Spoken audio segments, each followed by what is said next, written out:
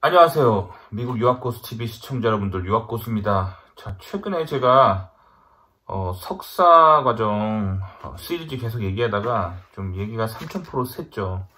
계속 한 가지 주제만 얘기하면 좀 지루하실 것 같아서 뭐 요 얘기 저 얘기 하느라고 잠깐 돌아왔는데, 다시 원래 우리 하던 얘기, 미국에서 제가 석사 과정 시작해서 계속 석사 과정 어떻게 끝냈는지 그 얘기를 하고 있었죠. 자, 그래서 오늘 제가 미국 대학원 석사 과정 시리즈 계속 해보도록 하겠습니다.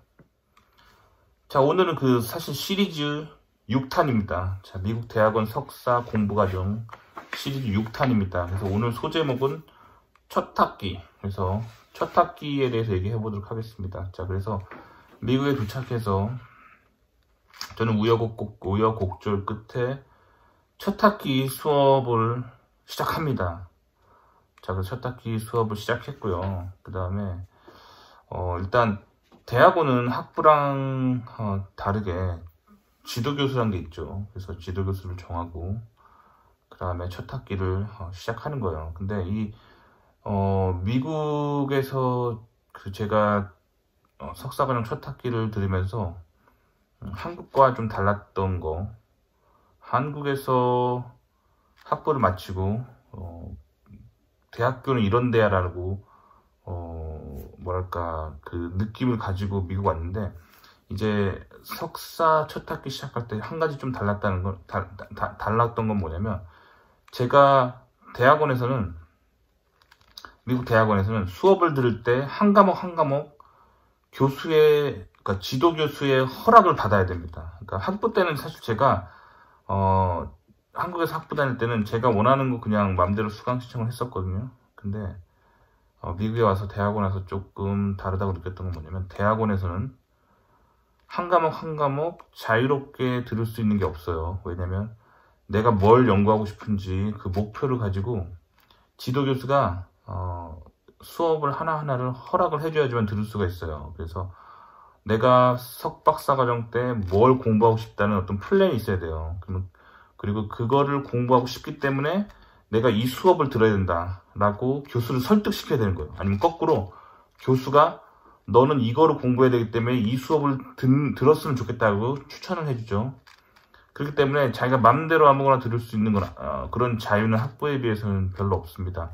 그래서 대학원에서 수업을 듣는 이유는 그 연구를 수행하기 위해서 그 과목이 필요하기 때문에 교수가 추천해 주든 거, 아니면 자기가 내 연구에 필요하기 때문에 듣는다고 주장을 하는 거고, 결국에는 지도교수 사인이 있어야 돼요. 그래서 첫 학기 시작할 때 수강 신청을 할 때, 제가 수강 신청을 하면 반드시 그게 수강 신청 그냥 들어가서 오케이 하고 그 수강 신청 되는 게 아니라 그 지도교수가 어프로브를 해줘야 됩니다. 그래서 지도교수가 제가 이제 그 수강 신청할 때 한국이랑 똑같이 온라인으로 수강 신청할 수 있어요. 내가 그 수강 신청 시스템이 딱 열리면 뭐 수강 신청 하고 싶다고 제가 이제 마우스 클릭은 제가 할 수 있었어요.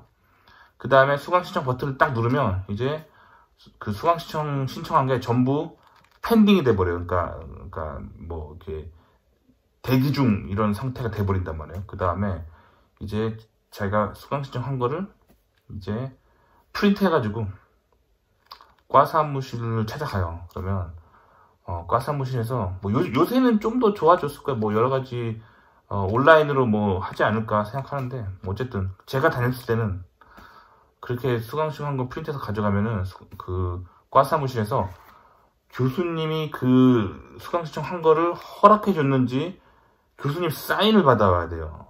지도교수. 그래서 지도교수 찾아가서 제가 이 수업을 들을 건데 들어도 됩니까 해서 지도교수가 괜찮다 하고 사인을 해주고, 그 사인한 용지를 과 사무실에 제출해야지만 그 수강 신청이 완료가 되는 거예요. 그러니까 마음대로 수업을 들을 수 있는 게 아니란 말이에요. 그러니까 무슨 말이냐면, 내가 기계과인데 그냥 아무 생각 없이 뭐 예를 들면 어디서 뭐 누가 뭐 요즘 뭐 암호화폐가 인기되더라 이런 얘기 듣고 그냥 뭐 암호 관련해서 뭐 그런 뭐 코딩하는 그런 수업을 뭐 예를 들면 컴퓨터 사이언스 가서 들으려고 한다. 그게 안 되는 거예요. 지도교수가 오케이 해야 되는 거야. 네 연구랑 관련이 있는지.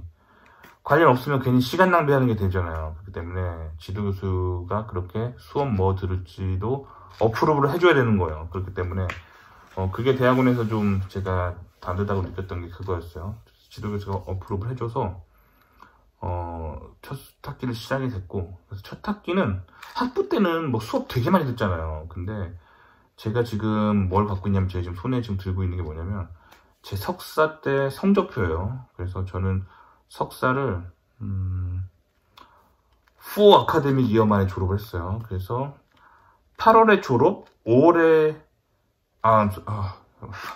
8월에 입학, 5월에 졸업이니까 제가 말이 혼나왔죠. 8월에 입학, 5월에 졸업이죠. 그러니까 결국엔 1년 9개월 만에 석사를 마친 거예요. 근데 보통 뭐 2년 만에 끝냈다고 말하죠. 뭐 그게 뭐 2 아카데믹 이어. 근데 엄밀히 따지자면 2년이 안 걸렸어요. 1년 9개월 만에 석사를 끝낸 겁니다. 왜냐면 미국은 8월 입학, 5월 졸업이기 때문에 잘 세보면 그게 1년이 아닙니다. 그죠? 1년이 아니에요. 그리고 그렇죠. 그래서 1년 9개월 만에 졸업을 했고, 그 다음에 첫 학기 그러니까 제가 2 아카데믹 이어 만에 석사를 졸업했고, 그 2 아카데믹 이어가 1년에 2 시메스터가 있으니까 결국 4 시메스터 4학기 만에 졸업한 거죠. 그 4학기 중에 첫 번째 학기를 지금 말하는 거예요. 첫 학기라는 게. 그래서 첫 학기 저는 뭘 들었냐면 3과목을 들었어요. 학부 때는 수업 되게 많이 듣잖아요. 뭐 제 기억으로 저는 한 7과목 넘게 들었던 적도 있어요. 빡세게 들을 때는. 근데 대학원은 뭐 제 아무리 빡세도 거의 뭐 3과목 정도 들었던 것 같아요. 한 학기에 3과목이면 할만하죠. 사실. 그래서 대학원에서 코스웍에 대한 부담이 그렇게 크지 않아요. 코스웍보다는 오히려 연구 뭐 할지 그게 스트레스 받는 거지, 코스웍에 대한 부담은 그렇게 크지 않다는 거죠. 그래서 매 학기 한 3과목 정도면은 뭐 할만합니다. 그래서 대학원 때는 사실 수업 들으러 가는 시간은 그렇게 많지 않아요. 그리고 대부분 랩에서 시간을 많이 보내죠. 연구하느라고. 그래서 대학원에서 수업에 대한 비중이 매우 작다는 거죠. 3과목 들었는데 제가 첫 학기에 뭘 들었는지 알려드려보도록 하겠습니다. 그리고 그걸 왜 들었는지 알려드릴게요. 3과목 들었는데, 첫 번째 과목은 메카트로닉스라는 과목을 들었어요. 메카트로닉스는 한국에도 많이 있죠. 근데 이게 학부 수준의 그런 메카트로닉스 과정이라고 보시면 돼요. 그러니까 미국은요, 수업이 100번대가 있고 200번대가 있고 300번대가 있고 400번대가 있어요. 그래서 100번대 수업은 보통 1학년들이 많이 들어요. 그래서 대학교 들어가서 제일 처음 듣는 수업은 대부분 101로 시작해요. 그래서 뭐 기계공학과랑 하면 기계공학 개론인데 수업 코드가 뭐 기계공학과라면 ME101 이런 식으로 시작하죠. 뭐 전자공학과라면 뭐 일렉트리컬 앤 컴퓨터 엔지니어링 뭐 그런 과라면 뭐 ECE101 이렇게 시작합니다. 그래서 대부분 101 수업은 1학년 첫 학기 첫 수업이고, 대부분 뭐 인트로덕션 투 미케니컬 엔지니어링 뭐 기계과 같은 경우, 전자과 같은 경우는 뭐 인트로덕션 투 일렉트리컬 앤 컴퓨터 엔지니어링 뭐 이런 식으로 뭐 예를 들면 그런 식으로 돼 있어요. 그래서 100번 때는 주로 1학년이 많이 듣고, 200번 때는 2학년이, 300번 때는 3학년이, 400번 때는 4학년이 주로 많이 듣는 거예요. 근데 제가 석사 첫 학기에 들은 수업이 메카트로닉스라는 수업이었는데 이게 400번 때 수업이었어. 그러니까 제가 기계과를 나왔으니까 M, 2, 4, 빵빵 이렇게 되는 수업 코드를 가진 수업이었는데, 근데 이게 그러니까 결국엔 그 수업을 들어가면은 대학교 4학년들도 들어와요. 그러니까 난 대학원인데 학부랑 수업을 같이 듣는다고? 그래요. 미국은 그렇게 되는 경우가 많아요. 석사 첫 학기 같은 경우는 대학교 4학년이랑 수업을 같이 들어요. 그러니까 어떻게 보면 좀 기분이 묘하죠. 왜냐면 나는 대학원생인데, 석사인데, 학부 애들이랑 말 섞는다고? 네, 말 섞어요. 미국은 그렇게 돼 있더라고요. 그래서 학부 4학년이랑, 그러니까 4학년이랑 석사 첫 학기나 뭐 석사 1년차 되는 애들은 수업을 같이 듣는 경우가 많아요. 그래서, 근데 입장은 다르죠. 똑같은 수업이지만 입장이 다르죠. 왜냐면 학부는 수업이, 학부 과정은 수업 듣고 시험 보고 중간고사, 기말고사 치는 게 뭐, 그게 대부분이잖아요. 그래서 사실 그 친구들은 수업을 많이 듣고 있겠죠. 그래서 학부 4학년, 한국에서도 학부 4학년 뭐 수업, 뭐 많이 듣잖아요. 학부 수업 많이 듣고, 그들은 그게 여러 개 많이 듣는 수업 중에 하나일 뿐이고, 그 수업을 듣고 중간고사, 기말고사, 제출하고 내는 거죠. 근데 이제 대학원생 입장에서는 한 학기에 수업을 뭐 많아봤자 3과목 듣는 입장이기 때문에 그 수업에 대한 부담이 덜하고, 그리고 본인 연구가 더 중요하고 연구에 필요하기 때문에 그 수업을 듣는 거란 말이에요. 그러니까 입장이 좀 다르죠. 그래서 대학원생과 학부생들은 그리고 성적도 따로 나와요. 그러니까 수업은 같이 듣고 시험도 똑같은 시험 보고 숙제도 똑같은 거 내지만 성적이 따로 나와요. 학부는 학부끼리 성적이 나가고 대학원생은 대학원생들끼리 성적이 나가기 때문에 따로 사실 학부생들과 경쟁한다고 보시면 안 되고 같은 대학원 클래스끼리 경쟁한다고 보시면 돼요. 근데 어쨌든 수업에 들어가면 학부생들과 이렇게 겹치는 수업들이 있다는 거죠. 근데 여기서 이제 좀 뭔가 좀 다른 게 있다면 또 한 가지 특이한 사항이 있다면 제가 들었던 이 수업이 메카트로닉스라는 수업이 예를 들어볼게요. 예를 들면 기계과에서 이게 수업 코드가 ME401이라는 수업 코드였다고 쳐봐요. 그럼 이게 기계과에서는 ME401이에요. 401인데 이게 똑같은 수업이 전자공학과나 산업공학과에도 오픈이 돼 있었어요. 그러니까 예를 들면 산업공학과 같은 경우는 인더스트리 엔지니어링이라고 해보죠. 인더스트리얼 엔지니어링. 그러면 똑같은 수업이 산업공학과 출신들 들을 수가 있었어요. 그래서 그들 그 수강시청 시스템에는 ME401이라고 나와 있는 게 아니라 IE401이라고 나와 있겠죠. 인더스트리얼 엔지니어링 401이라고 나와 있었겠죠. 똑같은 수업이 전자공학과에 예를 들면 그들은 ECE401이라고 돼 있는 거예요. 그들의 수강시청 시스템에는. 그래서 그들이 이제 클릭하잖아요? 근데 결국 같은 수업인 거야. 들어오면, 그래서 이 수업에 들어오면 진짜 완전 난장판이야. 왜냐면, 학부 4학년도 들어오지. 근데 이게 기계과 4학년도 들어오지만, 산업공학과 4학년도 들어오죠. 그리고 전자공학과 4학년도 들어와요. 그렇죠? 근데 석사 첫 학기인 내가, 저한테는 이게 석사 첫 학기 대학원 수업이었단 말이에요. 저는 기계과 출신 석사가 들어왔죠. 근데 이게 산업공학과 석사들도 들어올 수가 있어요. 그리고 더 웃긴 거는 전자공학과 석사들도 들어올 수 있는 거야. 그러니까 다양한 사람이 있는 거야. 근데 심지어 박사도 들을 수가 있어. 응? 박사 들을 수가 있어요. 미국은 박사도 400번대 수업을 들을 수가 있어요. 그러니까 결국에는 이 수업 하나에 401이라는 수업 하나에 다양한 사람이 있는 거예요. 전자과, 기계과, 산업공학과에서부터 학부 4학년, 석사, 박사, 다양한 사람들이 이 수업 안에 있는 거예요. 그러니까 이게 굉장히 처음엔 좀 이해가 안 갔어요. 이 사람들하고 같이 이렇게 섞여서 서로 수준이 다른 사람들인데 같이 해도 되나 싶었는데 교수님들이 알아서 학부는 학부끼리, 대학원은 대학원끼리 이렇게 서로 나눠가지고 성적을 주시더라고요. 근데 어쨌든 이렇게 다양한 백그라운드 사람들이 있기 때문에 정말 말 그대로 인터디스플레너리 리서치를 할 수 있는 굉장히 좋은 기회였어요. 자, 그러면 메카트로닉스라는 수업을 기계과 사람들은 왜 듣냐? 자, 메카트로닉스라는 것 뜻 자체가 미케닉 플러스 일렉트로닉스잖아요. 즉 로봇이에요, 로봇. 그래서 전자회로를 이용해서 기계장치를 컨트롤하는 수업이란 말이에요. 즉 로봇공학 같은 수업인데 이게 기계과 관점에서 보면은 굉장히 중요한 게 현대 로봇은 현대 기계장치들이 컨트롤을 할 때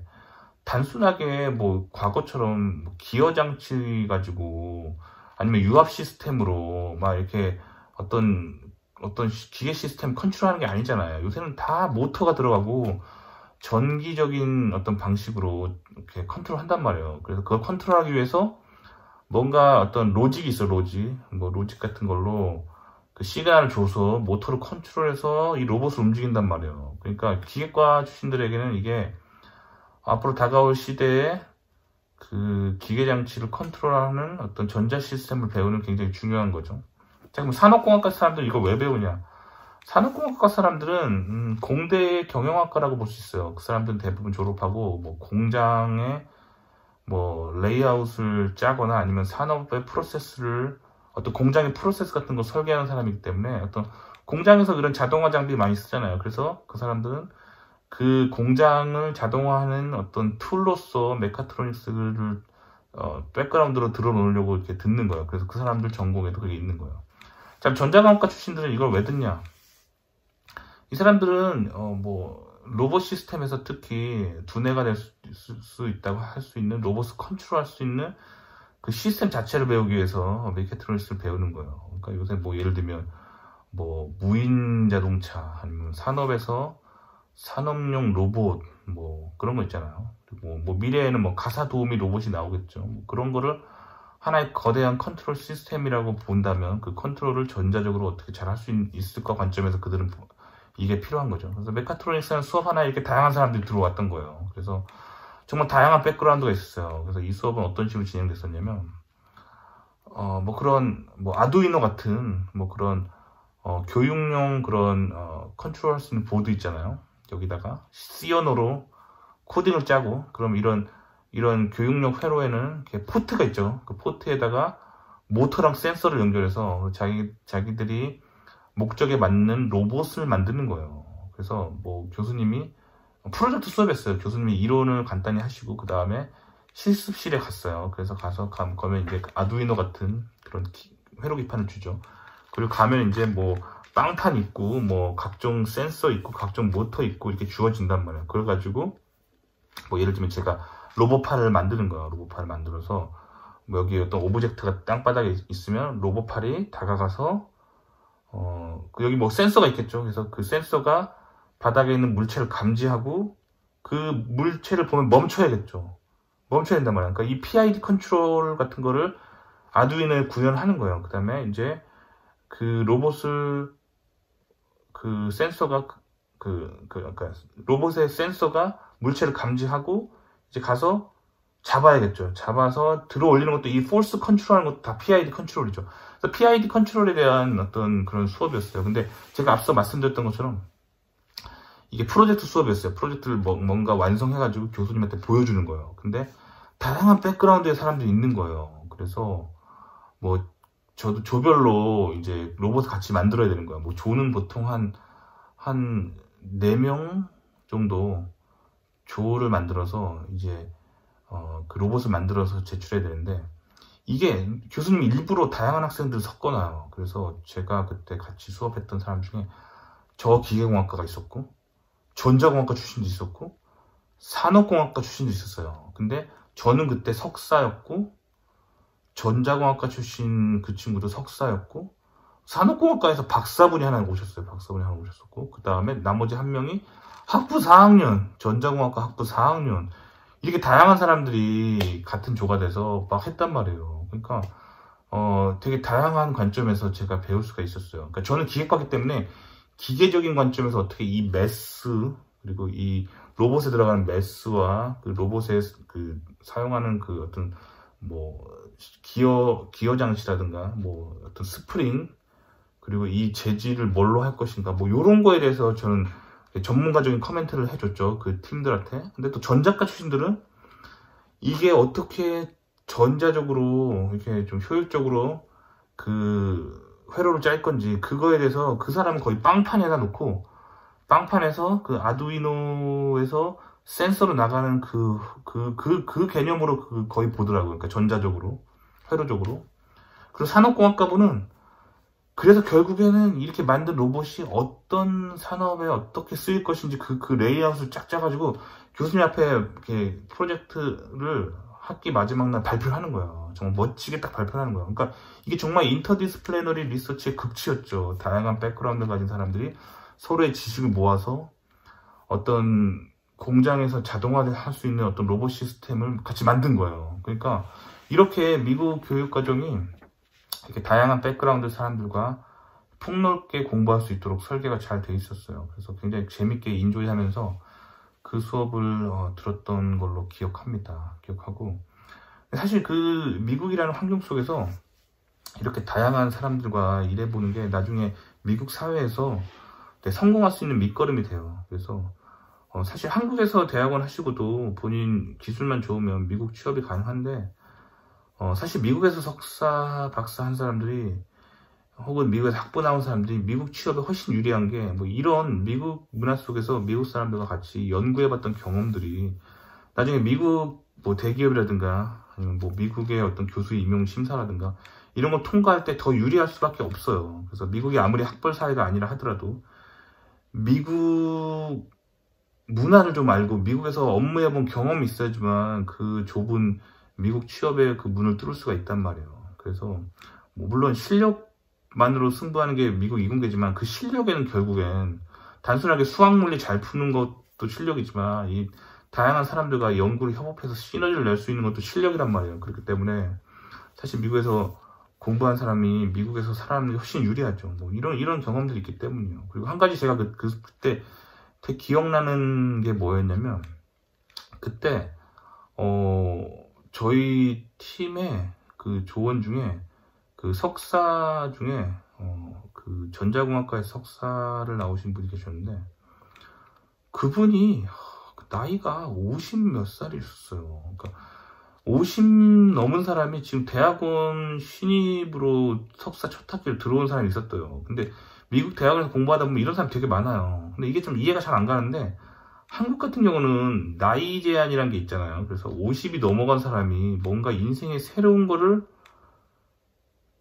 꿈꾼다는 게 쉽지 않아요. 근데 미국에는 나이 50 먹어서 대학원 오는 사람 되게 많아요. 그래서 그 사람도 사실 내가 얘기를 해보니까 그때 제 기억으로 그 사람이 미국에서 미국 사람이었어요. 백인 남자분이셨는데 미국에서 고등학교를 마치고 자기는 음악이 너무 좋아가지고 그냥 클럽 있잖아요. 그냥 한국도 뭐 홍대나 이런데 강남 같은 데 가면 뭐 춤추는 클럽 있잖아요. 주로 홍대 같은 데 지금 젊은이들이 막 많이 이렇게 가는 그런 클럽 있잖아요. 아니면 이태원 같은 데 있는 클럽 있잖아요. 뭐 그런 데서 DJ 있잖아요. 그렇게 있잖아요. 이렇게 DJ 이거를 이런 게 너무 좋아가지고 고등학교만 마치고 그 클럽에서 DJ를 한평생 하던 사람이었어요. 그래서 그분이 이렇게 젊었을 때 정말 놀았다 그러더라고요. 뭐 딱 봐도 그냥 놀게 생겼어요. 그냥 딱 이렇게 딱 보면은 그 DJ처럼 생겼었어요.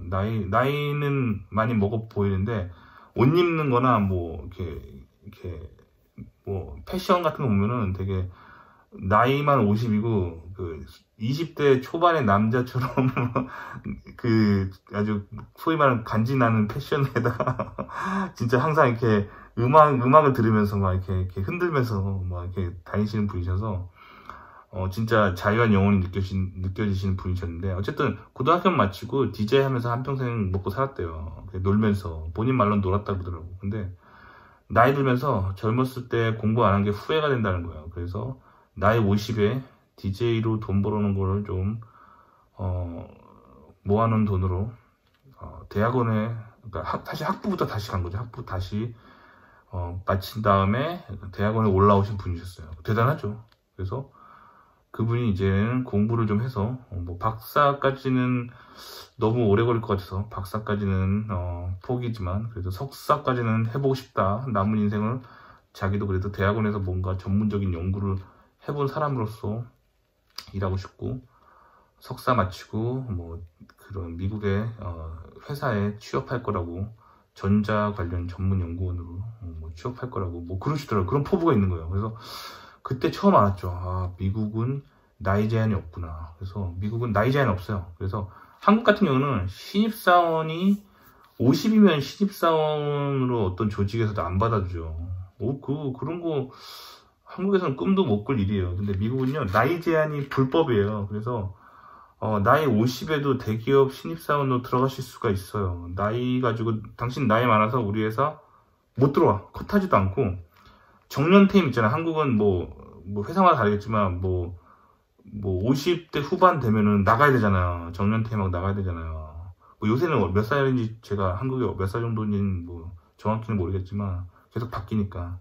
한국은 나이 제한이 있단 말이에요. 그래서, 들어갈 때도 입국 컷이 있고, 나갈 때도 몇 살 이상 되면 나가야 되잖아요. 근데 미국은 그게 없어요. 그게 불법이에요. 미국은 불법이에요. 그래서 미국은 50살 먹은 사람도 대기업 신입사원으로 지원할 수 있고 실력만 있으면 붙을 수가 있고, 그리고 나이 몇 살 됐다고 해서 나가란 법이 없어요. 실력만 있으면 계속 있을 수 있어요. 그래서 미국 대기업에 보면은 백발의 현역 컴퓨터 프로그래밍 하는 사람, 코딩하는 프로그래머를 많이 만나실 수가 있어요. 할아버지 할머니인데 프로그래밍 현역으로 프로그래머 뛰고 현역 엔지니어로 전자공학과 기계공학과 나오신 현역 엔지니어분, 할아버지 할머니 엔지니어들을 많이 만날 수가 있어요. 굉장히 신기한데 한국과 다른 문화죠. 그래서 사실은 미국에서 나이 차별하면은 그게 굉장히 심각한 차별이어서 법적으로 걸립니다. 그래서 나이 차별하다 걸리면 회사가 소송당하고 어마어마한 벌금을 물어줘야 되기 때문에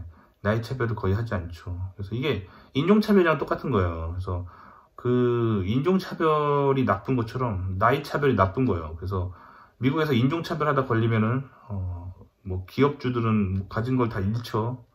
모든 걸 잃죠. 어마어마한 벌금을 물어야 돼요. 무슨 말이냐면 기업에서 인재를 채용할 때 우리 회사는 동양인은 안 뽑아. 우리 회사는 백인만 뽑아. 그런 회사가 있으면 걸리면은 미국에서 아작나죠. 어마어마한 벌금을 물어야 돼요. 그 소송감이죠. 근데 똑같아요.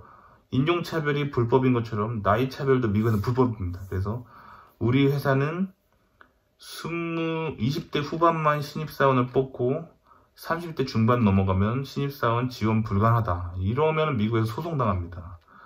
마찬가지고 회사에서 나가라고 할 때도 실력이 없어서 나가라고 하는 경우는 있어도 당신이 우리 회사에서 일할 능력이 안 됩니다.